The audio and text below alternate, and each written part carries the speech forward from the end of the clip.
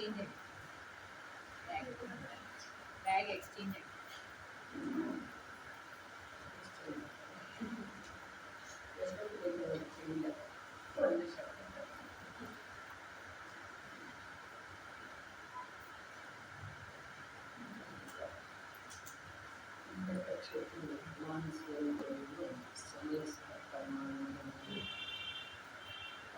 ಚಂದ್ರಾಚಾರ್ಯರು ಆತ್ಮಖ್ಯಾತಿ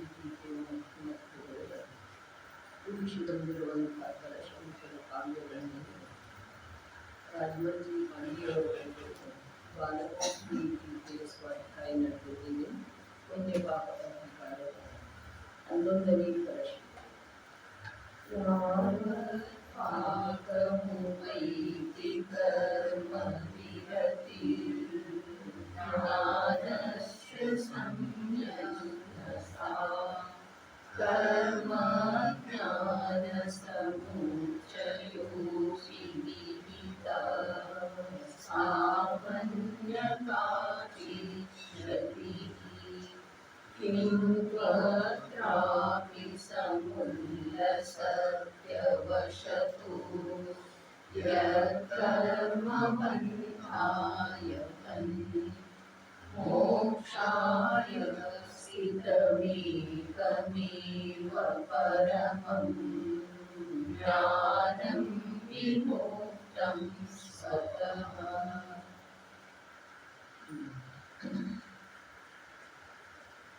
ಭಾವಾರ್ಥವು ಹೀಗಿದೆ: ಎಲ್ಲಿಯವರೆಗೆ ಅಶುದ್ಧ ಪರಿಣಾಮವಿರುತ್ತದೆ ಅಲ್ಲಿಯವರೆಗೆ ಜೀವದ್ದು ವಿಭಾವ ಪರಿಣಾಮದ ರೂಪವಿದೆ. ಆ ವಿಭಾವ ಪರಿಣಾಮಕ್ಕೆ ಅಂತರಂಗ ನಿಮಿತ್ತವೂ ಇದೆ, ಬಹಿರಂಗ ನಿಮಿತ್ತವೂ ಇದೆ. ವಿವರಣೆ: ಜೀವದ ವಿಭಾವ ರೂಪ ಪರಿಣಾಮದ ಶಕ್ತಿಯು ಅಂತರಂಗ ನಿಮಿತ್ತವಿದೆ. ಮೋಹನೀಯ ಕರ್ಮರೂಪವಾಗಿ ಪರಿಣಮಿಸಿದ ಉದ್ಗಮ ಪಿಂಡದ ಉದಯವು ಬಹಿರಂಗ ನಿಮಿತ್ತವಿದೆ. ಆ ಮೋಹನೀಯ ಕರ್ಮವು ಎರಡು ಪ್ರಕಾರಕ್ಕಿದೆ: ಒಂದು ಮಿಥ್ಯಾತ್ವ ರೂಪ, ಇನ್ನೊಂದು ಚಾರಿತ್ರ್ಯದ ರೂಪ. ಜೀವದ ವಿಭಾವ ಪರಿಣಾಮವು ಕೂಡ ಎರಡು ಪ್ರಕಾರಕ್ಕಿದೆ.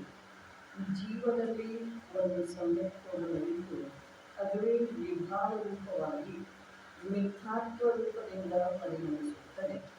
ಅದಕ್ಕೆ ಬಹಿರಂಗ ನಿಮಿತ್ತವು ಮಿಥ್ಯಾತ್ವ ರೂಪದಿಂದ ಪರಿಣಮಿಸಿರುವಂತಹ ಉದ್ಗಮ ಪಿಂಡದ ಉದಯವಿದೆ. ಹಾಗೂ ಜೀವದ್ದು ಒಂದು ಚಾರಿತ್ರ್ಯದೊಳಗಿದೆ, ಅದು ವಿಭಾವ ರೂಪವಾಗಿ ಪರಿಣಮಿಸುತ್ತದೆ. ವಿಷಯ ಕಷಾಯ ಲಕ್ಷಣ ಚಾರಿತ್ರಮೋಹ ರೂಪದಿಂದ ಪರಿಣಮಿಸುತ್ತದೆ. ಆಗ ಅದಕ್ಕೆ ಬಹಿರಂಗ ನಿಮಿತ್ತವು ಚಾರಿತ್ರಮೋಹ ರೂಪದಿಂದ ಪರಿಣಮಿಸುವ ಉದ್ಗಮ ಪಿಂಡದ ಉದಯವಿದೆ. ವಿಶೇಷವು ಈ ಪ್ರಕಾರವಿದೆ: ಉಪಶಮ ಕ್ಷಪಣದ ಕ್ರಮವು ಹೀಗಿದೆ: ಮೊದಲು ಮಿಥ್ಯಾತ್ವ ಕರ್ಮದ ಉಪಶಮವಾಗುತ್ತದೆ ಅಥವಾ ಕ್ಷಪಣ ಎಂದರೆ ಕ್ಷಯವಾಗುತ್ತದೆ. ಅದರ ನಂತರ ಚಾರಿತ್ರಮೋಹದ ಉಪಶಮವಾಗುತ್ತದೆ ಅಥವಾ ಕ್ಷಪಣವಾಗುತ್ತದೆ. ಆದುದರಿಂದ ಸಮಾಧಾನವು ಹೀಗಿದೆ: ಯಾವನೋ ಆಸನ್ನ ಭವ್ಯ ಜೀವನಿಗೆ ಕಾಲಲಬ್ಧಿಯು ಪ್ರಾಪ್ತವಾಗುವುದರಿಂದ ಮಿಥ್ಯಾತ್ವ ರೂಪದ ಉದ್ಗಮ ಪಿಂಡ ಕರ್ಮವು ಉಪಶಮವಾಗುತ್ತದೆ ಅಥವಾ ಕ್ಷಪಣವಾಗುತ್ತದೆ. ಹೀಗೆ ಆದ ಮೇಲೆ ಜೀವನು ಸಮ್ಯಕ್ವಗುಣ ರೂಪವಾಗಿ ಪರಿಣಮಿಸುತ್ತಾನೆ. ಆ ಪರಿಣಮನವು ಶುದ್ಧತೆಯ ರೂಪದಲ್ಲಿ ಇರುತ್ತದೆ. ಅದೇ ಜೀವನು ಎಲ್ಲಿಯವರೆಗೆ ಕ್ಷಪಕ ಶ್ರೇಣಿಯನ್ನು ಹಚ್ಚುವುದಿಲ್ಲ ಅಲ್ಲಿಯವರೆಗೆ ಚಾರಿತ್ರಮೋಹದ ಇರುತ್ತದೆ. ಆ ಉದಯವು ಇರುವುದರಿಂದ ಕೂಡ ಜೀವ ವಿಷಯ ಕಷಾಯ ರೂಪವಾಗಿ ಪರಿಣಮಿಸುತ್ತಾನೆ. ಆ ಪರಿಣಮನವು ರಾಗರೂಪವಿರುತ್ತದೆ, ಅಶುದ್ಧ ರೂಪವಿರುತ್ತದೆ.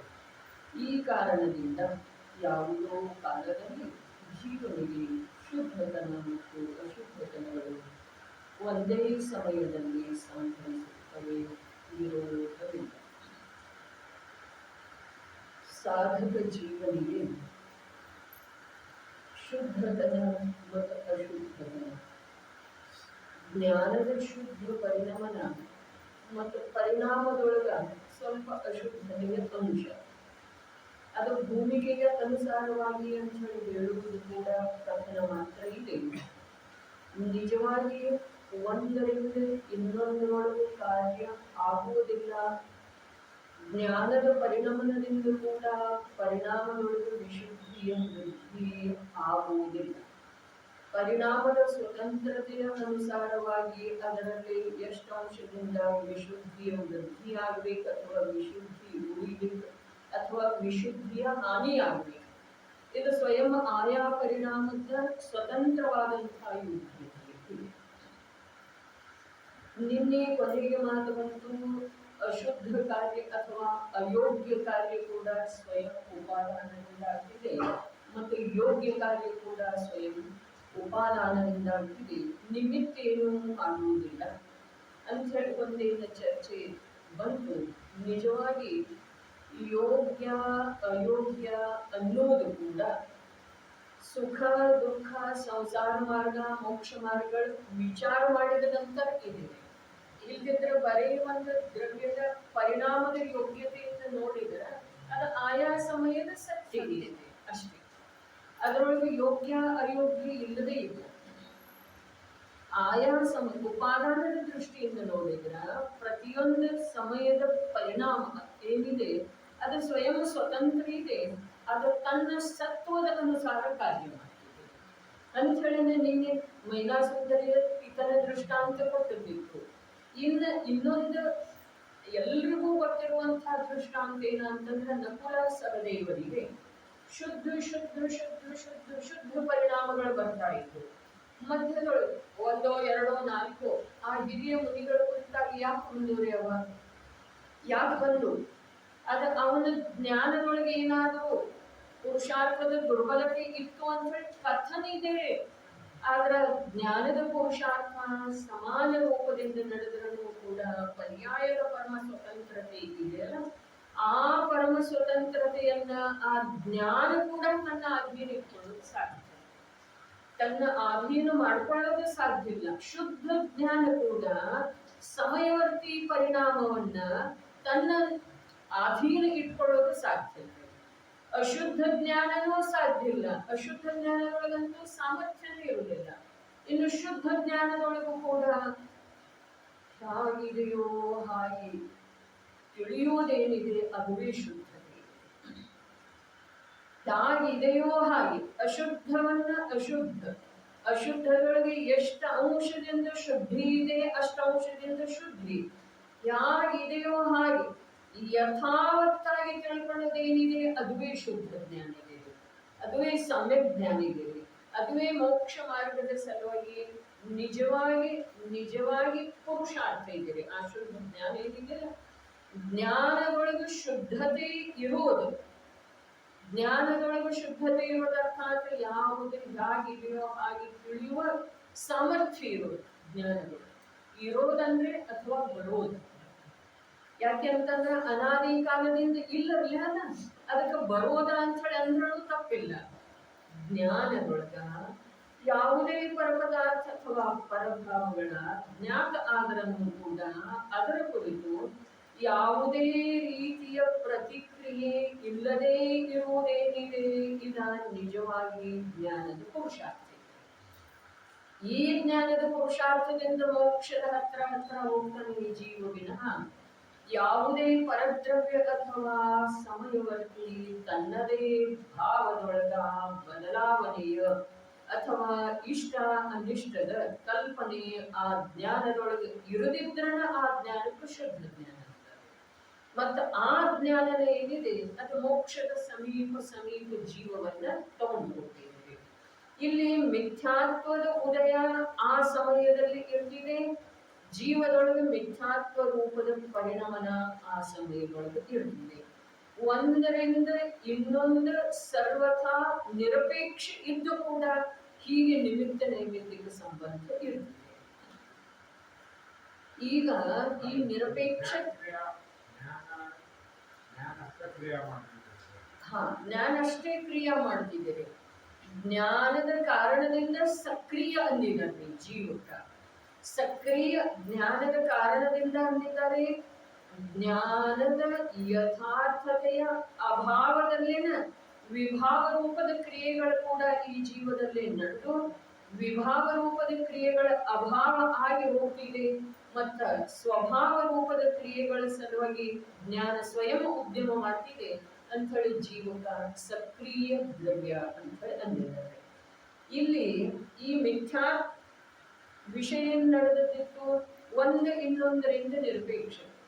ಎಲ್ಲಿಯವರೆಗೆ ಅಲ್ಲಿ ಕುದ್ರದೊಳಗ ಮಿಥ್ಯಾತ್ವ ಕರ್ಮದ ಉದಯ ಇದೆಯೋ ಅಥವಾ ಮೋಹನೀಯದೊಳಗ ಮೋಹನೀಯದ ಪ್ರಬಲ ಉದಯ ಇದೆಯೋ ಮಿಥ್ಯಾತ್ವ ರೂಪದ ಉದಯ ಇದೆಯೋ ಅಲ್ಲಿ ಈ ಜೀವದ ಪರಿಣಾಮ ಮಿಥ್ಯಾತ್ವ ರೂಪದಿಂದನ ಆಗುತ್ತಾ ಇರ್ತವೆ. ಅದರಿಂದ ಇದಾಗುವುದಿಲ್ಲ,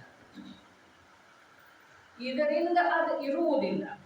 ನೋಡ್ರಿ, ಜೀವದಲ್ಲಿ ಮಿಥ್ಯಾತ್ವ ರೂಪ ಪರಿಣಾಮಗಳು ಇರ್ತಾ ಇರುವುದೊಳಗ ಇಲ್ಲಿ ಇದಾವೆ. ಮಿಥ್ಯಾತ್ವ ರೂಪದ ಪರಿಣಾಮನ ಇದೆ ಅಂತ ಹೇಳಿ ಅಲ್ಲಿ ಮಿಥ್ಯಾತ್ವ ಕರ್ಮದ ಉದಯ ಇದೆ ಹೀಗೆ ಮಾತಿಲ್ಲ. ಅಲ್ಲಿ ಮಿಥ್ಯಾತ್ವ ಕರ್ಮದ ಉದಯ ಇದೆ ಅಂತ ಹೇಳಿ ಜೀವದೊಳಗ ಮಿಥ್ಯಾತ್ವ ರೂಪದ ಪರಿಣಾಮಗಳಿದ್ದಾವೆ ಹೀಗೂ ಮಾತಿಲ್ಲ. ಹಾಗಾದ್ರೆ ಏನಿದೆ? ಸ್ವಾಭಾವಿಕವಾಗಿನ ಜೀವ ಮಿಥ್ಯಾತ್ವ ರೂಪದಿಂದ ಪರಿಣಮಿಸ್ತಾ ಇರುವುದರೊಳಗ ಅಲ್ಲಿ ಆ ಪ್ರಕಾರದ ಮಿಥ್ಯಾತ್ವ ಕರ್ಮದನ್ನ ಉದಯ ಇರ್ತಿದೆ, ಮೋಹನೀಯ ಕರ್ಮದ ತೀವ್ರ ಉದಯ ಇರ್ತಿದೆ. ಯಾವಾಗ ಇಲ್ಲಿ ಮೊದಲು ಮಿಥ್ಯಾತ್ವ ಭಾವದ ಉಪಶಮ ಆಗ್ತಿದೆಯೋ ಅಥವಾ ಮಿಥ್ಯಾತ್ವ ಕರ್ಮದ ಉದಯದ ಉಪಶಮ ಆಗ್ತಿದೆಯೇ? ಭಾವದ ಉಪಶಮದ ಸಲುವಾಗಿ ಜೀವನಿಗೆ ಉಪದೇಶ ಕೊಡಬಹುದ್ರಿ. ಆದ್ರೆ ಇದು ಮೊದಲ ಅದ ನಂತರ ಅನ್ನೋದನ್ನೇ ಇಲ್ಲ. ಎರಡೂ ಏಕಕಾಲಕ್ಕನ ಅದಾವ್ರಿ. ಒಂದರಿಂದ ಒಂದ ಅಂತ ಹೇಳಿ ಹೇಳುವುದಿದೆ, ಆದ್ರ ಒಂದರಿಂದ ಒಂದ ಇಲ್ಲ. ವಿರೋಧ ಇಲ್ಲ ಅಂತ ಹೇಳಿ ಹೇಳ್ತಾ ಇದ್ದಾರೆ. ಶುದ್ಧತೆಯೊಳಗೆ ಮತ್ತು ಅಶುದ್ಧತೆಯೊಳಗೆ ವಿರೋಧ ಇಲ್ಲ. ಅದು ಒಂದು ಮಾತಿನ ಸಿದ್ಧಿಯ ಸಲುವಾಗಿ ಅಶುದ್ಧತೆಗೆ ಯಾವ ಕಾರಣ ಇದಾವಲ್ಲ ಎರಡ, ಅಂತರಂಗ ನಿಮಿತ್ತ ಮತ್ತು ಬಹಿರಂಗ ನಿಮಿತ್ತ ಅಂತೇಳಿ, ಅವು ಎರಡೂ ಕೂಡ ಒಂದರ ಕಾರಣದಿಂದ ಇನ್ನೊಂದಕ್ಕಿಲ್ಲ, ಒಂದರ ಸಲುವಾಗಿ ಇನ್ನೊಂದಕ್ಕಿಲ್ಲ. ನೋಡ್ರಿ, ಮಿಥ್ಯಾತ್ವ ಕರ್ಮದ ಉಪಶಮ ಆಗುವುದರಿಂದ ಜೀವದಲ್ಲಿ ಮಿಥ್ಯಾತ್ವ ಭಾವದ ಉಪಶಮ ಆಯಿತು ಅಂತ ಹೇಳಿ ಕಥನ ಬರಬಹುದು. ಜೀವದೊಳಗ ಮಿಥ್ಯಾತ್ವ ಭಾವದ ಉಪಶಮ ಆಗುವುದರಿಂದ ಅಲ್ಲಿ ಕರ್ಮದೊಳಗೂ ಕೂಡ ಮಿಥ್ಯಾತ್ವ ಕರ್ಮದ ಉಪಶಮ ಆಯಿತು ಅನ್ನುವ ಕಥನ ಕೂಡ ಬರಬಹುದ್ರಿ. ಆ ಕಥನ ಬರುವುದಕ್ಕ ಯಾವುದೇ ಪ್ರಕಾರದಿಂದ ಅವು ಒಂದನ್ನ ಆಧರಿಸಿ ಇದು ಆಗುವುದರಿಂದ ಅದಾಯ್ತು, ಅದು ಆಗುವುದರಿಂದ ಇದಾಯ್ತು ಹೀಗೆ ಇಲ್ಲವೇ ಇಲ್ಲ. ಅದಕ್ಕೆ ನಿಮಿತ್ತ ಅಂತ.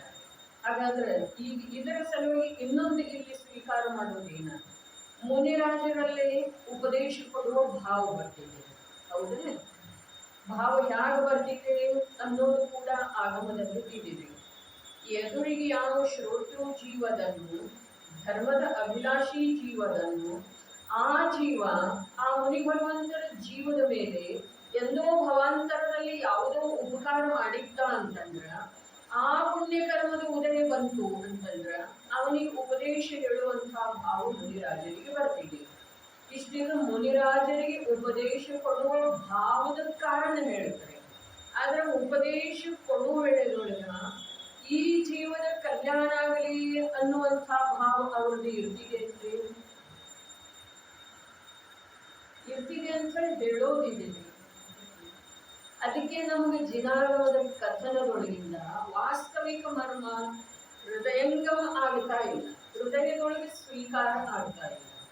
ಮುನಿರಾಜರಿಗೆ ಒಂದು ವೇಳೆ ಈ ಜೀವದ ಕಲ್ಯಾಣ ಆಗಲಿ ಅನ್ನುವಂತಹ ಭಾವ ಇತ್ತು ಅಂತಂದ್ರ ಆ ಉಪದೇಶದ ಸಮಯದೊಳಗ ಆ ಮುನಿ ಭಗವಂತರಿಗೆ ರಾಗವೇ ಅರ್ಥಾತ್ ಅಶುದ್ಧತೆ ವರ್ತಿಸ್ತಾ ಇದೆ. ಆದ್ರೆ ಮುನಿ ಭಗವಂತರಿಗೆ ಉಪದೇಶ ಕೊಡುವುದರೊಳಗೆ ಅಶುದ್ಧತೆ ವರ್ತಿಸ್ತಿತ್ತು ಅಂತಂದ್ರೆ ಉಪದೇಶ ಯಾಕೆ ಸಲ ಕೊಡುವುದ್ರಿ? ಅವರು ತಮ್ಮ ಅಶುದ್ಧತೆಯನ್ನ ತಾವೇ ಆಹ್ವಾನಿಸುವುದ? ಯಾವುದರ ಸಲುವಾಗಿ ಉಪದೇಶ ಕೊಡುವುದು? ನೋಡ್ರಿ, ಆ ಪ್ರಕಾರದ ರಾಗ ಭಾವ ಒಂದು ವೇಳೆ ಬಂದಿದೆ ಅಂತ ಹೇಳಿ ಹೇಳಿದ್ರೆ ಅದು ಒಂದು ಸಮಯ ಅರ್ಧ ಸಮಯ ಇರ್ತದೆ. ಅವರ ಉಪದೇಶ ಯಾವುದರ ಸಲುವಾಗಿ ಕೊಡ್ತಾರೆ? ಮೊದಲು ಹೇಳಿತು ಆ ಜೀವದ ಕಲ್ಯಾಣ ಆಗಲಿ ಅನ್ನುವಂತಹ ಭಾವ ರಾಗ ಇದೆ ಅಂತ ಹೇಳಿ ಅನ್ನೋದು. ಆ ರಾಗ ಎಷ್ಟು ಇರ್ತಿದೆ? ಪೂರ್ತಿ ಉಪದೇಶ ಮುಗಿಯುವವರೆಗೆ ಇರ್ತಿದೆಯೋ? ಉಪದೇಶ ಅಂತೂ ಗಂಟೆ ಮುಕ್ಕಾಲು ಗಂಟೆ ಇರುವುದಿಲ್ರಿ ಅವರಿಂದ. ಉಪದೇಶ ಪೂರ್ತಿ ಮುಗಿಯುವವರೆಗೆ ಇರ್ತಿದೆಯೋ ಅಥವಾ ಒಂದು ಸಮಯದೊಳಗಿಂದ ಕೂಡ ಅರ್ಧಾಸ. ಹಾಗಾದ್ರೆ ಮುಂದೇನಾಗ್ತಿದೆ ಅವರಲ್ಲಿ? ಆ ಜೀವದ ಕಲ್ಯಾಣ ಆಗಲಿ ಅನ್ನುವಂತಹ ಭಾವ ಉಳಿತಿದೆಯೋ ಅಥವಾ ಆ ಜೀವಕ್ಕೆ ಸಂಬಂಧಿಸಿದ ಹಾಗೆ ಯಾವ ರಾಗ ತನ್ನಲ್ಲಿ ಉತ್ಪನ್ನ ಆಗಿದೆ ಅದನ್ನ ಆ ಸಮ್ಯಕ್ ಜ್ಞಾನ ತನ್ನ ತೀಕ್ಷ್ಣ ದೃಷ್ಟಿಯಿಂದ ನೋಡುವುದರಿಂದ ಆ ರಾಗದ ಪರಿಹಾರ ಆಗುವಂತೆ ಜ್ಞಾನ ಕಾರ್ಯ ಮಾಡ್ತಿದ್ದೇವೆ. ಸಾಧಕನ ಜೀವನ ಆಗಿದೆ. ಒಂದು ಸಮಯ ರಾಗ ಆಯ್ತು ಅಂತ ಇಟ್ಕೊಳ್ಳೋದು. ಆ ರಾಗವನ್ನ ಆ ಸಮ್ಯಕ್ ಜ್ಞಾನ ತಿಳಿತಿದ್ದೇವೆ. 3 ಕಷಾಯ ಚೌಕಡಿ ಹೊರಟು ಹೋಗಿರುವಂತಹ ಯಾವ ಜ್ಞಾನದ ನಿರ್ಮಲತೆ ಇದೆಯಲ್ಲ, ಆ ಜ್ಞಾನ ತನ್ನಂತರಂಗದೊಳಗೆ ಉತ್ಪನ್ನವಾಗಿರುವಂತಹ ರಾಗವನ್ನ ತಿಳಿತಿದ್ದೇವೆ. ರಾಗದೊಳಗೆ ಯಾವ ಪ್ರಕಾರದ ನಾವು ಶುಭ ಅಶುಭ ಪ್ರಶಸ್ತ ಅಪ್ರಶಸ್ತ ಅಂತ ಇಲ್ಲಿ ಸ್ವೀಕಾರ ಮಾಡೋದನ್ನ ಇಲ್ಲ. ಆ ಕರುಣಾ ಭಾವದಿಂದ ಇದ್ರ ಕರುಣಾ ಅಂದ್ರೆ ಅದು ರಾಗ ಅಂದ್ರೆ ಅನ್ನ. ಆದ್ರೆ ಆ ರಾಗ ಒಳ್ಳೇದಿದೆನ ಇದು ಪ್ರಶ್ನೆ ಇದೆ. ರಾಗ ಅದು ಒಳ್ಳೇದಿದೆನ ಉಚ್ಚ ಕೋಟಿಯ ರಾಗ ಅಂತ ಹೇಳಿ ಕಥನ ಬರ್ತಿದ್ದೇವೆ. ಆದ್ರೆ ರಾಗನೇ ಇದೆಯಲ್ಲ, ಆಗ ಇದೆ. ಅದ ರಾಗ ಏನಿದೆ ಅದು ಆಗ ಅಗ್ನಿ ಇದೆ. ಎಂಥದೇ ರಾಗ ನೋಡ್ರಿ. ಸಾಧಕನ ದಶಾ ಹೀಗಿರ್ತೀವಿ, ಮುನಿ ಭಗವಂತನ ದಶಾ ಹೀಗಿರ್ತೀವಿ. ಎದುರಿಗಿನ ಧರ್ಮಾಭಿಲಾಷಿ ಜೀವದ ಕುರಿತು ಯಾವ ಒಂದು ಕಲ್ಯಾಣದ ಭಾವ, ಕರುಣೆಯ ಭಾವ ಉತ್ಪನ್ನ ಆಗ್ತಿದೆಯೋ ಆ ಕರುಣೆಯ ಭಾವ ಅರ್ಥಾತ್ ರಾಗ ರೂಪದ ಭಾವವನ್ನ ಅವರ ಸಮ್ಯಕ್ ಜ್ಞಾನ ತಕ್ಷಣಕ್ಕ ನೋಡಿ ಅದರ ಪರಿಹಾರದ ಸಲುವಾಗಿ ಉದ್ಯಮ ಮಾಡ್ತಾರೆ.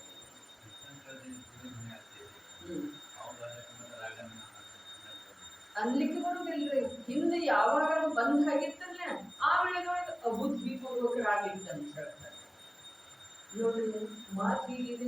ಜಿನಾಗಮದಲ್ಲಿ ಒಂದಿಷ್ಟು ನಮಗೆ ಮರ್ಮ ತಿಳಿಲಿಲ್ಲ ಅಂತಂದ್ರೆ ಪ್ರತಿಯೊಂದು ಕಥನ ಒಂದಕ್ಕೊಂದು ವಿರೋಧನ ಅದು, ವಿರೋಧ ರೂಪನ ಅದು. ಸಮ್ಯಕ್ ದರ್ಶನ ಪ್ರಾಪ್ತ ಆಗ್ತೀವಿ ಆ ವೇಳೆಗಳನ್ನ ಸಮಸ್ತ ಪರಭಾವಗಳಿಂದ ಭಿನ್ನ ಜ್ಞಾನ, ಸಮಸ್ತ ಪರಭಾವಗಳಿಂದ ಭಿನ್ನ ಒಂದು ಸಮಯ ತ್ರಿಕಾರಿ ಸದೃಶ ಏಕರೂಪ ಜ್ಞಾತಾ ಸ್ವಭಾವದ ಆಶ್ರಯ ಮಾಡ್ತಿದೆ. ಇದು ಗೊತ್ತಿದೆ ಇಲ್ವೇ?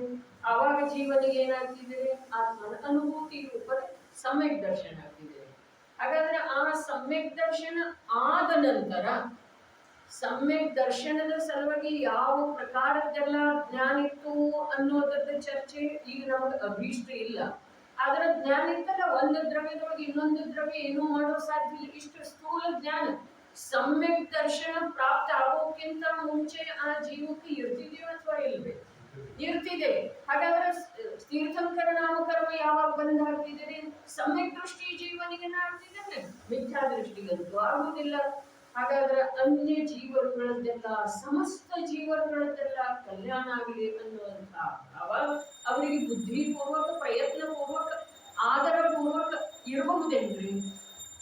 ಇರುವುದು ಸಹಜ. ಆದ್ರೆ ಆ ಸಹಜದೊಳಗೆ ಏನಿದೆ? ಸಹಜದೊಳಗೆ ಏನಿದೆ ನೋಡ್ರಿ. ಸಹಜದ ಅರ್ಥ ಏನಿದೆ ನಮಗೆ ತಿಳಿದ ಹಾಗೆ ತನ್ನಂತಾನೇನ ಆಗ್ತಿದ್ದೀವಿ ಎಲ್ಲ.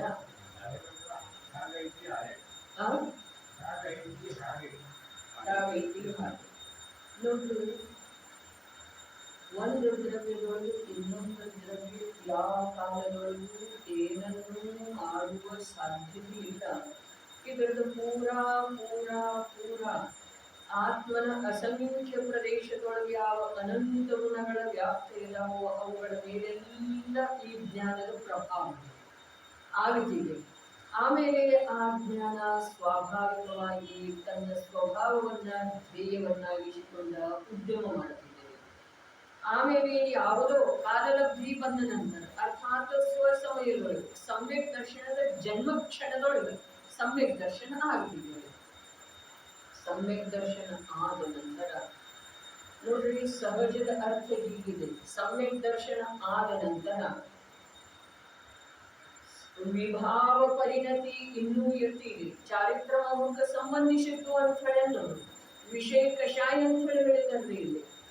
ಆ ಪ್ರಕಾರದ ಭಾವಗಳು ಇರ್ತಾವೆ ಇರ್ತಾವೆ ಇರ್ತಾವೆ. ತೀವ್ರ ಮಂದ ಅವು ಹೇಗಿರೋ ಹಾಗೆ ಇರ್ತಾವೆ. ಆದ್ರೆ ಸಮ್ಯಕ್ ದರ್ಶನದ ಮಹಿಮಾ ಏನಿದೆ ಅಂತಂದ್ರ ಆ ಸಮ್ಯಕ್ ದರ್ಶನದ ಮಹಿಮೆಯಿಂದ ಆ ಯಾವ ತೀವ್ರ ಮಂದ ರೂಪದ ಅಶುದ್ಧ ಭಾವಗಳ ವಿಷಯ ಕಷಾಯ ರೂಪದ ಭಾವಗಳ ಉದಿಸಿ ಬರ್ತಾವಲ್ಲ, ಅವುಗಳಲ್ಲೇ ನಾನು ಎನ್ನುವಂಥದ್ದಂತೂ ಸ್ವಲ್ಪ ಕೂಡ ಅವರಿಗೆ ಬರುವುದಿಲ್ಲ. ನಾನು ಅನ್ನೋದೇನಿದೆ ಅದುವೇ ಶ್ರದ್ಧೆ ಇದೆ, ತಿಳಿತಲ್ಲ. ನಾನು ಎನ್ನುವಿಕೆ ಏನಿದೆ, ನನ್ನ ತನ ಏನಿದೆ, ಅದುವೇ ಶ್ರದ್ಧೆ ಇದೆ. ಹಾಗಾದ್ರೆ ಆ ಭಾವಗಳಲ್ಲಿ ಯಾವ ಭಾವಗಳಲ್ಲಿ? ಚಾರಿತ್ರ ಮೋಹನೀಯದ ಅಶುದ್ಧ ಭಾವಗಳು ಎಂಥವದವ? ವಿಷಯ ಕಷಾಯ ರೂಪದವೇ. ತೀವ್ರ ಇರಬಹುದು, ಮಂದ ಇರಬಹುದು, ಅದರ ಯೋಗ್ಯತೆ ಆಯಾ ಸಮಯದ್ದಾಗಿದೆಯೋ ಹಾಗೆ ಇರ್ತವೆ. ಆದರೆ ಸಮ್ಯಕ್ ದರ್ಶನದ ಕಾರ್ಯ ಏನಿದೆ ಅಲ್ಲಿ? ಸಮ್ಯಕ್ ದರ್ಶನದ ಕಾರ್ಯ ಅದು ಮಂದರೇ ಇರಲಿ, ಉದಯರೇ ಇರಲಿ, ವಿಷಯ ಕಷಾಯ ರೂಪರೇ ಇರಲಿ, ಅದರೊಳಗೆ ನನ್ನತನ ಆ ಸಮ್ಯಕ್ ದರ್ಶನದ ಬಲದಿಂದ ಆ ಜೀವನಿಗೆ ಆಗುವುದು. ಅದರ ಸಲುವಾಗಿ ಈಗ ನಮಗೆ ತಿಳಿದನ ಬರುವುದಿಲ್ವೇ ಸಮ್ಯಕ್ ದರ್ಶನದ ಮಹಿಮಾ ಏನಿದೆ, ಸಮ್ಯಕ್ ದೃಷ್ಟಿಯ ಅಂತರಂಗ ಪರಿಣತಿ ಹೇಗಿರ್ತಿದೆ, ಅವ ಬಾಹ್ಯದೊಳಗೆ ಸಂಕ್ಲೇಶ ಪರಿಣಾಮ ರೂಪದಿಂದ ಪರಿಣಮಿಸಿದ್ರೂ ಆ ಪರಿಣಾಮದೊಳಗೆ ಅವನಿಗೆ ನನ್ನತನದ ಭಾವ ಸ್ವಪ್ನದೊಳಗೆ ಕೂಡ ಆಗುತ್ತೆ. ಯಾವ ತರದಿಂದ ಅನ್ನೋ ಪ್ರಶ್ನೆನೇ ಇಲ್ರಿ. ಆ ಭಾವದ ಸ್ವತಂತ್ರತೆ ಇದೆ.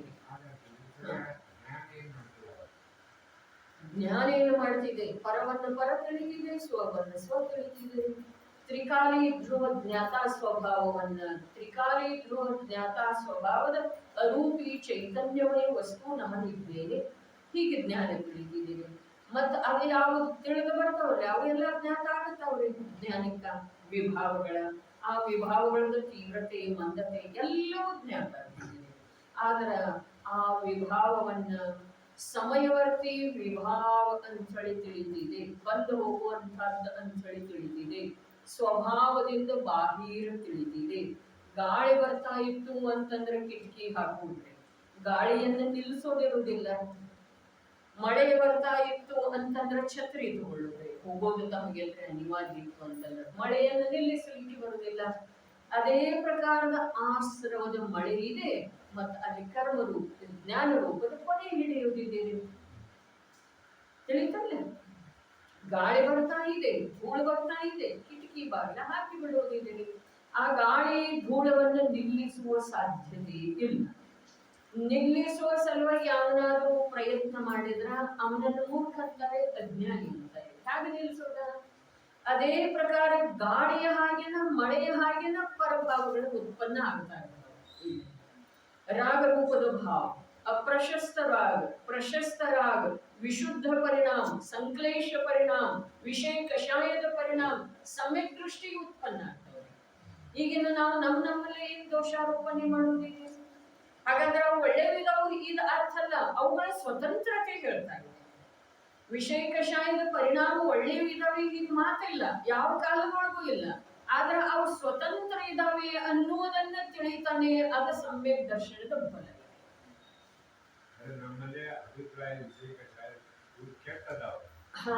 ಅಲ್ಲೇ ತಪ್ಪಿದೆ ರಿವಿಷನ್, ಅಲ್ಲೇ ತಪ್ಪಿದೆ ನೋಡ್ರಿ. ಪರ್ವತಿಥಿಯಂದು ಸಂಯಮದಿಂದ ಇರೋದ ಅಂತಂದ್ರೆ ಅದನ್ನ ಧರ್ಮ ಅಂತೀವಿ ನಾವು. ಅನ್ಬಾರ್ದೇನ್? ಹಾಗಾದ್ರೆ ಅನ್ಬಾರ್ದೇನ್ ಅನ್ಬೇಕ್ರಿ. ಪರ್ವತಿಥಿಗಳಲ್ಲಿ ಪಂಚಮಿ, ಅಷ್ಟಮಿ, ಚತುರ್ದಶಿ ಏನಿದಾವೆ, ಅಷ್ಟಾಂಗಿಕ, ದಶಲಕ್ಷಣ, ಷೋಡಶ ಭಾವನೆ ಏನೇನಿದಾವೋ ಅಲ್ಲಿ ನಾವು ಸಂಯಮ ಭಾವದಿಂದ ಇರ್ತೇವೆ. ಏನೋ ಆಹಾರದಲ್ಲಿ ಸಂಯಮ, ವಸ್ತ್ರದಲ್ಲಿ, ವಿಹಾರದಲ್ಲಿ, ಮಾತುಕತೆಯಲ್ಲಿ, ಪ್ರವೃತ್ತಿಯಲ್ಲಿ ಸಂಯಮ ತಂದುಕೊಳ್ತೇವೆ. ಅದನ್ನ ನಾವು ಧರ್ಮ ಅಂತ ಹೇಳಿ ಬಂಧಿಸ್ತೀವೋ ಅಥವಾ ಇಲ್ಲ? ಪೂರ ಐತ್ರಿ ಅಣ್ಣ, ಅಭಿಪ್ರಾಯ ಒಳಗೆ ಐತಿ ಅನ್ನೋದಕ್ಕಿಂತ ನಮ್ಮ ರೋಮದೊಳಗೆ ಐತಿ. ಹಾಗಾದ್ರೆ ಅದೇನೈತಿ? ಅದು ವಾಸ್ತವದಲ್ಲಿ ಏನೈತಿ? ಅದು ವಾಸ್ತವದಲ್ಲಿ ಏನಿದೆ? ಅದಕ್ಕ ಧರ್ಮಕ್ಕ ಸಂಬಂಧನೇ ಇಲ್ಲ. ಅದೇನಿದೆ ಅನ್ನೋ ಪ್ರಶ್ನೆನೇ ಇಲ್ಲ. ಆಹಾರದೊಳಗೆ ಸಂಯಮ, ಬಟ್ಟೆಯೊಳಗೆ ಸಂಯಮ, ವಿಹಾರದೊಳಗೆ ಸಂಯಮ, ಮಾತುಕತೆಯೊಳಗೆ ಸಂಯಮ, ಪ್ರವೃತ್ತಿಯೊಳಗೆ ಪರಿವರ್ತನೆ. ಟಿವಿ ನೋಡ್ತಾ ಕೂಡೋದು ಏನಿತ್ತು, ಅದನ್ನ ಓದ್ತಾ ಕೂಡೋದು. ನೋಡ್ರಿ, ಈ ಅಶುಭವನ್ನ ಬಿಟ್ಟ ಶುಭದೊಳಗೆ ಬಂದ ನಂತರ ಅದು ಶುಭ ಅಂತೂ ಇಲ್ಲ. ಒಂದು ವೇಳೆ ಶುಭ ಇದ್ರೂ ಅದು ಧರ್ಮ ಅಲ್ಲಿರಲ್ಲ, ಧರ್ಮದಿಂದ ಬಾಹಿರು ಇದೆ. ಹಾಗಾದ್ರೆ ಇವೆಲ್ಲಾನು ಬಿಟ್ಟುಕೊಟ್ರು ಇನ್ನೇನು ಮತ್ತೆ ಧರ್ಮ ಎಲ್ಲಿ ಉಳಿಯುವುದ? ಧರ್ಮದ ಮಾರ್ಗ ಎಲ್ಲಿ ಉಳಿಯುವುದ? ಬಿಟ್ಟು ಕೊಡುವ ಮಾತಿಲ್ಲ. ಒಂದು ನೋಡ್ರಿ, ಬುದ್ಧಿಯೊಳಗೆ ದೃಢ ಮಾಡಿಕೊಡ್ರಿ. ಎಷ್ಟೆಷ್ಟು ಸತ್ಯ ತಿಳಿತಿದೆಯೋ, ಎಷ್ಟೆಷ್ಟು ಶುಭ ಧರ್ಮ ಅಲ್ಲ ಅಂತ ಹೇಳಿ ತಿಳಿತಿದೆಯೋ, ನಿಜವಾಗಿ ತಿಳಿದಿದ್ದೆ ಆದ್ರೆ ಅವನ ಪ್ರವೃತ್ತಿ ಶುಭದೊಳಗೆ ಉತ್ತರೋತ್ತರ ವೃದ್ಧಿ ಆಗ್ತದೆ. ಅವನ ಜೀವನದೊಳಗೆ ಉತ್ತರೋತ್ತರ ಶುಭ ವೃದ್ಧಿ ಆಗ್ತಿದೆ. ಶುಭ ಮಾಡಬೇಕು, ಶುಭ ಒಳ್ಳೆಯದ ಅಂತ ಹೇಳಿ ಎಲ್ಲಿಯವರೆಗೆ ತಿಳಿದನೋ ಅಲ್ಲಿಯವರೆಗೆ ಮಹಾಶುಭ ಕಂಡುಕೊಂಡಿದ್ದೀರಿ. ಮಹಾಶುಭ, ಶುಭ ಒಳ್ಳೆಯದು ಅನ್ನೋ ಯಾವ ಅಭಿಪ್ರಾಯ ಇದೆಯಲ್ಲ, ಅದು ಮಹಾ ಅಶುಭ ಇದೆ, ಅರ್ಥಾತ್ ಮಹಾಮಿಥ್ಯ. ಶುಭ ಏನಿದೆ? ಶುಭ ಏನಿದೆ? ವಿಭಾವ ಇದೆ. ಒಂದು ಮಾತು, ಶುಭ ಏನಿದೆ? ಶುದ್ಧ ಸ್ವಭಾವವನ್ನ ಮರೆಸುವಂತಹದ್ದು ಇದೆ. ಶುದ್ಧ ಸ್ವಭಾವವನ್ನ ತಿರೋಭೂತ ಮಾಡುವಂತಹದ್ದಿದೆ. ಶುದ್ಧ ಸ್ವಭಾವದ ಅನುಭೂತಿಯಲ್ಲಿ ವಜ್ರದ ಗೋಡೆಯ ಹಾಗೆ ಇದೆ. ಬಂಧ ಮಾಡಿಸುವಂತಹದ್ದಿದೆ. ಭವಭ್ರಮಣದಲ್ಲಿ ಅನುಕೂಲ ಇದೆ. ನೋಡ್ರಿ, ನಿಜವಾಗಿ ವಸ್ತು ಸ್ವರೂಪ ಈ ಪ್ರಕಾರ ವಿಲಕ್ಷಣ ಇರುವುದರಿಂದ ಈ ಜೀವಕ್ಕೆ ಬರೀ ಶುಭ ಅಶುಭದ ಭೇದ ಮಾಡಲೇ ಬರ್ತಿದ್ದ ಕಾರಣ ಈ ಧರ್ಮ ತಿಳಿಯುವುದನ್ನು ಇಲ್ಲ. ಅಷ್ಟೇ ಅವನಿಗೆ ತಿಳಿತಿದೆ. ಎಷ್ಟ ಅಶುಭದಿಂದ ಕೆಲ ಸಮಯ ನಿವೃತ್ತಿ ಇರೋಲ್ಲ, ಶುಭದೊಳಗೆ ಕೆಲ ಸಮಯ ಉತ್ಸಾಹದಿಂದ ಪ್ರವೃತ್ತಿ. ನೋಡ್ರಿ, ನೀವು ಮಾತು ಹೀಗಿದೆ. ಈ ದ್ರವ್ಯಲಿಂಗಿನ ಮಾತಂತೂ ಬಿಡ್ರಿ, ಅಭವ್ಯ ಅಭವ್ಯ ಜೀವನೆ. ಶುಭದೊಳಗ ಅವನಲ್ಲಿ ಇಷ್ಟ ರಸ ತೀವ್ರ ಆಗ್ತಿದೆ. ದೇವ ಭಕ್ತಿಯ ಕುರಿತಾಗಿ, ಸಂಯಮದ ಕುರಿತಾಗಿ, ಜನಶಾಸನದ ಕುರಿತಾಗಿ ಬೀಳಣ್ಣ. ಅದರಿಂದ ಅವ 9ನೇ ಗ್ರಹಿವೇಕದವರೆಗೆ ಹೋಗ್ತಾನೆ. ಅಭವ್ಯ ಹೋಗ್ತಾನೆ 9ನೇ ಗ್ರಹಿವೇಕದವರೆಗೆ. ಅಲ್ಲಿ ಏನಾಗಿರ್ತಿದ್ದೇವೆ? 9ನೇ ಗ್ರಹಿವೇಕಕ್ಕೆ ಹೋಗ್ಬೇಕಾದ್ರೆ ಶುಭದೊಳಗ ಅಷ್ಟ ರಸ ಬರ್ಬೇಕಾದ್ರೆ ಏನಾಗಿರ್ತಿದೆ? ಮಿಥ್ಯಾತ್ವ ಮಂದಾಗಿರ್ತಿದೆ.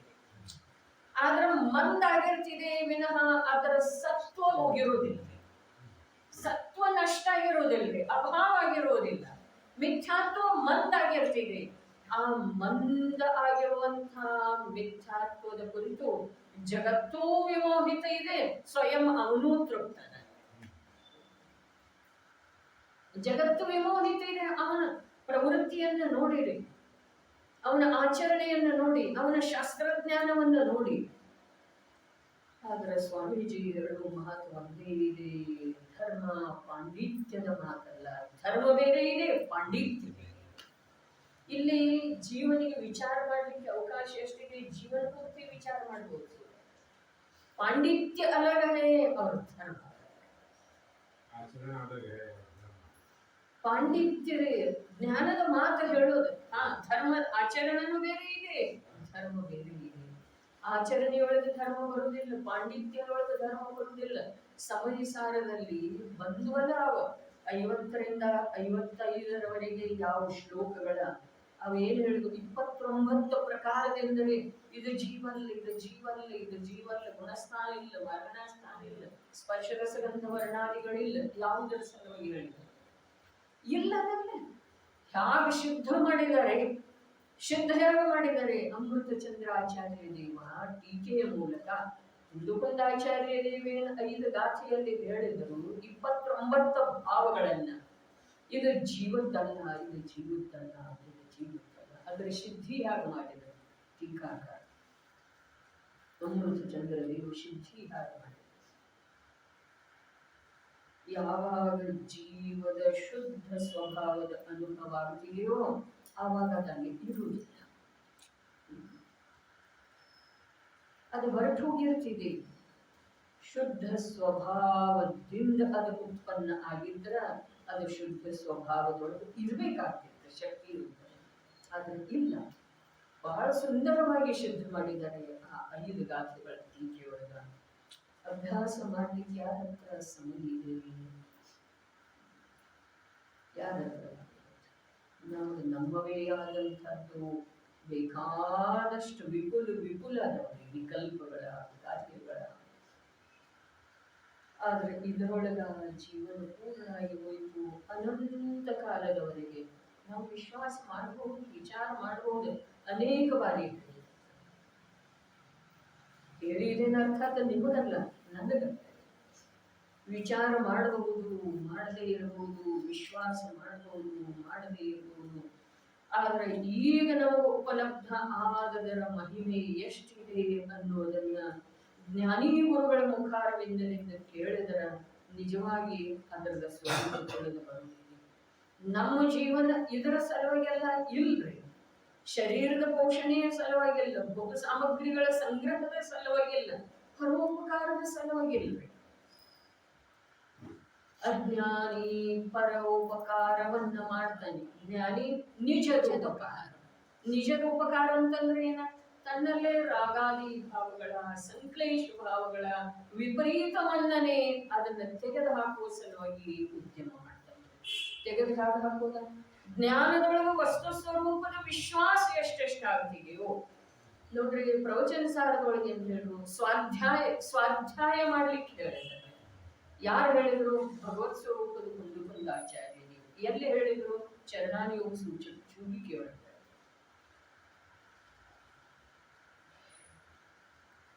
ಆಗಮ ಚಪ್ಪು ಸಾಕು ಯಾಕೆ ಹೇಳಿದ್ದಾರೆ? ನಿರಂತರ ಆಗಮ ಆಗಮ ಆಗಮ ಆಗಮ ಏನು ಹೇಳ್ತಿದೆ?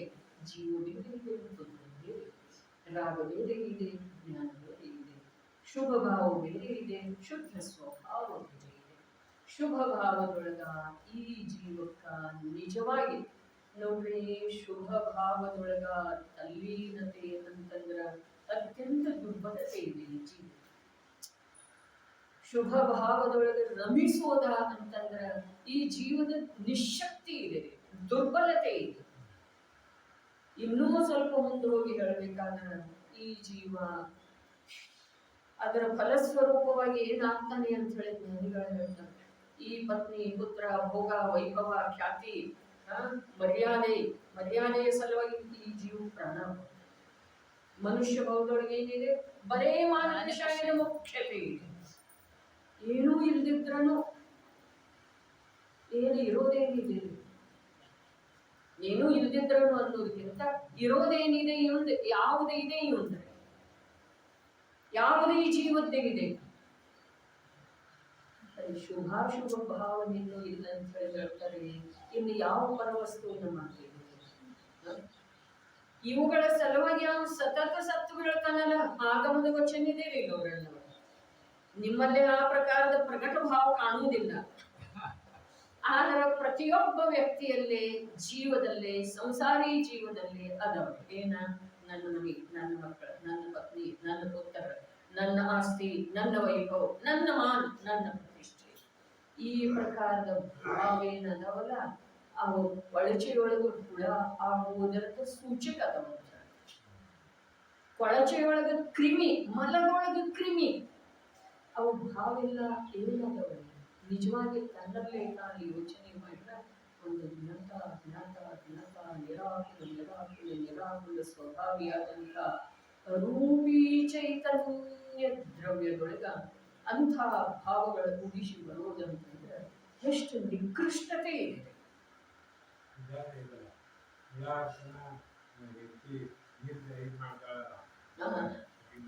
ಕಪ್ಪಿದೆ ಅದು.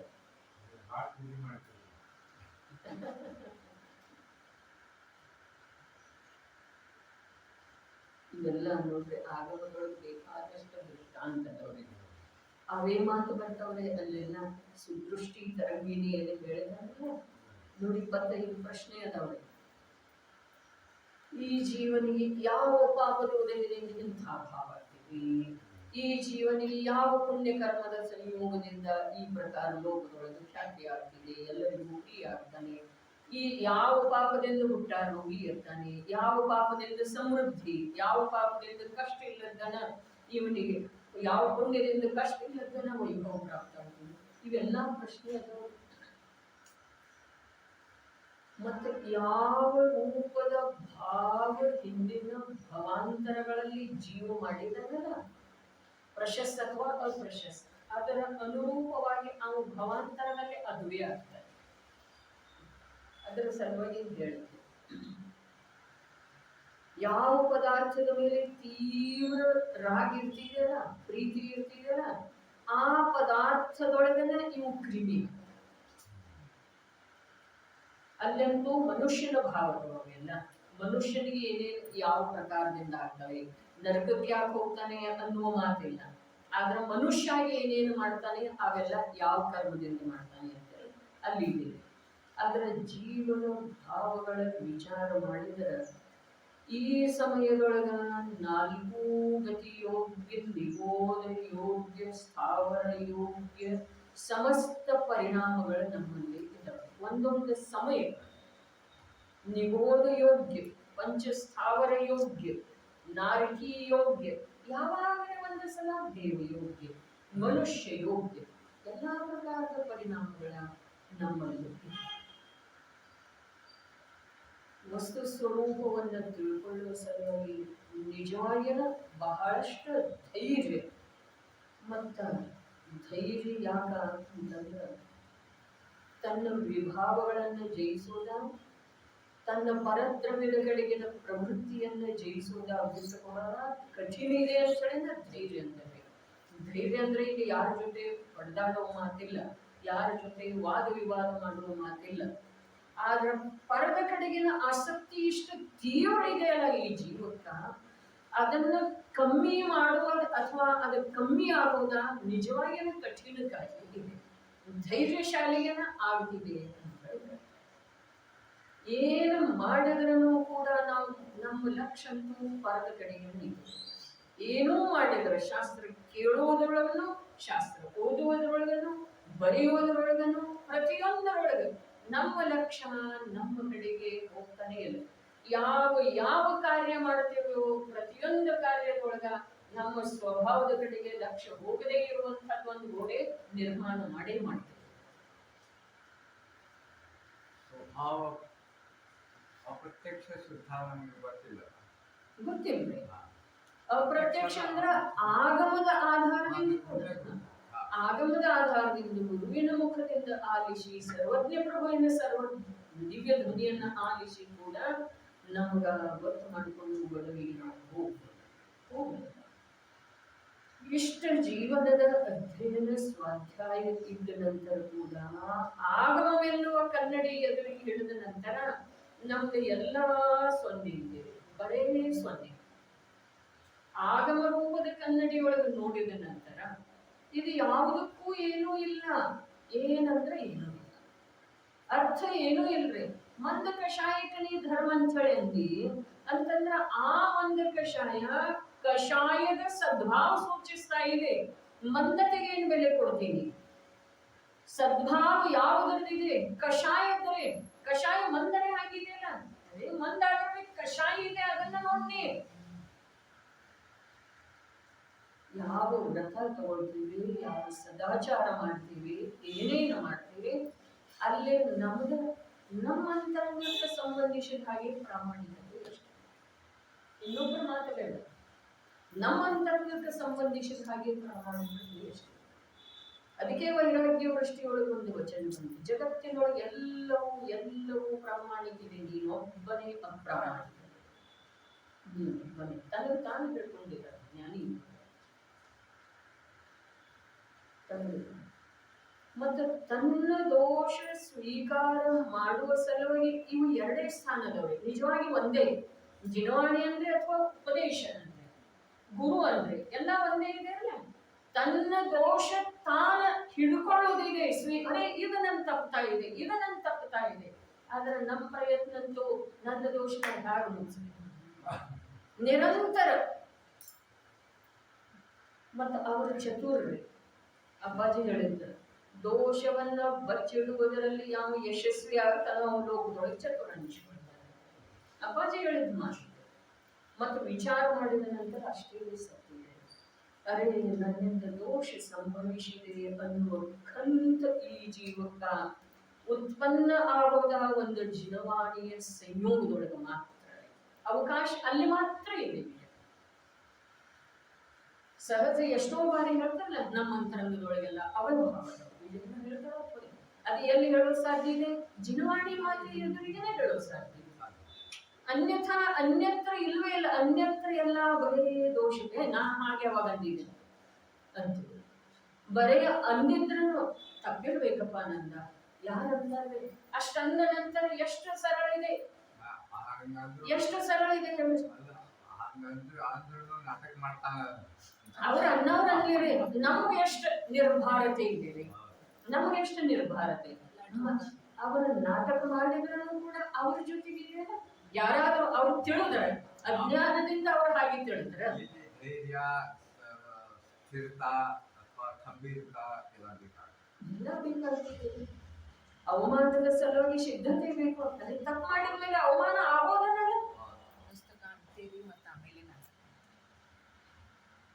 ಏನಿದೆ ತಪ್ಪು ಮಾಡಿದ ಮೇಲೆ ಅವಮಾನ ಆಗೋದನ್ನ.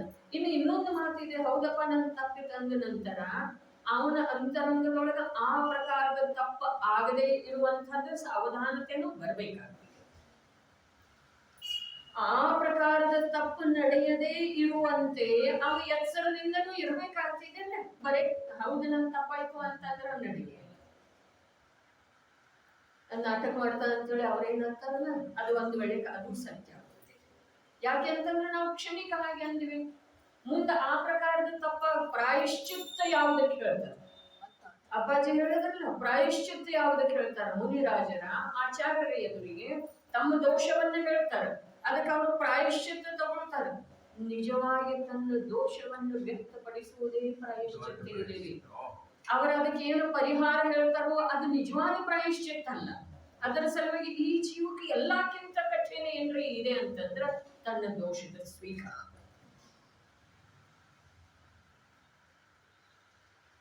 ಆ ಗುರು ಎಂಥವ್ರು ಇರ್ತಾರೆ? ಮುನಿ ಶಿಷ್ಯ ಅವನಿಂದ ಏನೋ ಅಪರಾಧ ಆಗಿದೆ. ಅಪರಾಧ ಅಂತಂದ್ರೆ ಪರಸ್ತ್ರೀ ಸಲುವಾಗಿ ಮನಸ್ಸಾಗಿದೆ. ಇಂಥ ಅಪರಾಧ ಆಗುವುದಿಲ್ಲ ಅವ್ರ ಕಡೆಯಿಂದ. ಅವರು ಅಪರಾಧ ಬೇರೆ ಇರ್ತವ್ರಿ. ಆಹಾರದೊಳಗೆ ಹೋದ ನಂತರ ಯಾವುದೋ ಒಂದು ಪದಾರ್ಥದ ಅಪೇಕ್ಷೆ ಆಯ್ತು. ಯಾರಿಗೆ ಗೊತ್ತಿದೆ ಅದ? ಅವರಿಗೆ ಮಾತ್ರ ಅಲ್ಲ. ಆದ್ರೆ ಗುರುಗಳ ಹತ್ರ ಬಂದು, ಪ್ರಭು ನನ್ನಿಂದ ಈ ಪ್ರಕಾರದ ಅಪರಾಧ ಹೀಗೆ ಹೇಳಿದ ನಂತರ ನೀವು ಇಂಥ ಅಪರಾಧ ಮಾಡಿದ ಅಂತ ಹೇಳಿ ಆಚಾರ್ಯರಿಗೆ ಎಂದೂ ಲಕ್ಷಣಗಳನ್ನು ಮರ್ತು ಹೋಯ್ತದ ಅಲ್ಲೇ. ಅದಕ್ಕೆ ದೃಷ್ಟಾಂತ ಏನ್ ಹೇಳಿದ್ರ ಅಪ್ಪಾಜಿ? ಒಂದು ಜಲಬಿಂದು ಬಿದ್ರ ಅದು ಪುನಃ ಯಾವಾಗ ಹೊರಗೆ ಬರ್ತಿದೆ? ಅದು ಬಚ್ಚ ಹುಟ್ಟಿದೆ. ಹಾಗೆ ಗುರುವಿನ ಮುಖದಿಂದ ಇವು ಇಂಥ ತಪ್ಪ ಮಾಡಿದ್ದ ಅಂತ ಹೇಳಿ ಯಾರಿಗೆ ಹೇಳು ಮಾತನೂ ಇಲ್ಲ, ಮತ್ತ ಅವರಿಗೂ ಸ್ಮರಣೆ ಬರೋ ಸಾಧ್ಯ ಇಲ್ಲ. ನಾಡಿದ್ದು ಆ ಮುನಿಯನ್ನು ನೋಡಿದ ನಂತರ ನೀನು ಇಂಥ ತಪ್ಪು ಮಾಡಿದ್ದ ಅಂತ ಹೇಳಿ ಬರ್ತಿದೆ ಅವ್ರಿಗೆ ಲಕ್ಷದೊಳಗ. ಅವರ ಆಚಾರ್ಯ ಮತ್ತು ಆ ಮುನಿ ಶಿಷ್ಯನಲ್ಲ, ಅವನಿಗಂತೂ ಆ ಪ್ರಕಾರದ ಅಪರಾಧ ಬೇರೆ ಪ್ರಕಾರದ ಆಗಬಹುದು, ಆದ್ರೆ ಆ ಪ್ರಕಾರದ ಅಪರಾಧ ಜೀವನ ಪೂರ್ತಿ ಆಗುವುದಿಲ್ಲ ಅಂತ. ಅದಕ್ಕೆ ಪ್ರಾಯಶ್ಚಿತ್ತ ಜೀವನ ಪೂರ್ತಿ. ಯಾವುದೋ ಒಂದು ಪದಾರ್ಥದ ಇಚ್ಛೆ ಆಗಿತ್ತು ಆಹಾರಕ್ಕೆ ಹೋದಲ್ಲಿ ಬಂದ ಗುರುವಿನ ಹತ್ರ ಪ್ರಾಯಶ್ಚಿತ್ತ ತಗೊಂಡು ಅದನ್ನ ದೋಷ ಅಂತ ಹೇಳಿ ಸ್ವೀಕಾರ ಮಾಡಿದ. ಹಾಗಾದ್ರೆ ಸ್ವೀಕಾರ ಗುರುಚರಣದೊಳಗೆ ಸ್ವೀಕಾರ ಮಾಡಿದ ನಂತರ ಪುನಃ ಆ ಪ್ರಕಾರದ ದೋಷ ಅವನ ಜೀವನ ಇರುವವರೆಗೆ ಆಗುವುದಿಲ್ಲ ಅಂತ. ಬೇರೆ ಆಗಬಹುದು.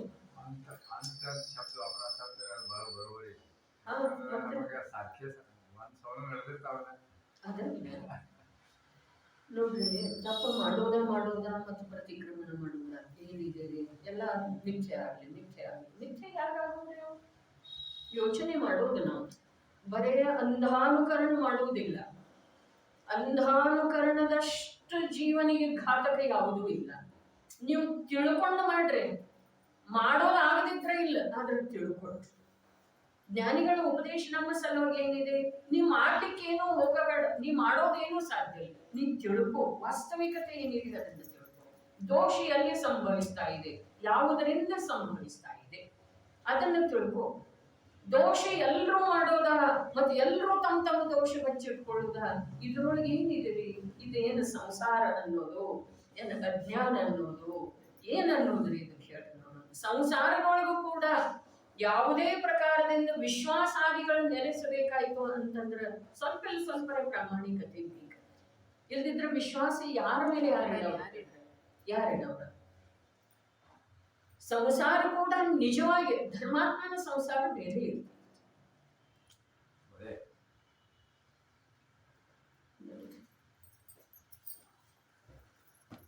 ಕ್ರಿಶ್ಚಿಯನ್ ಧರ್ಮ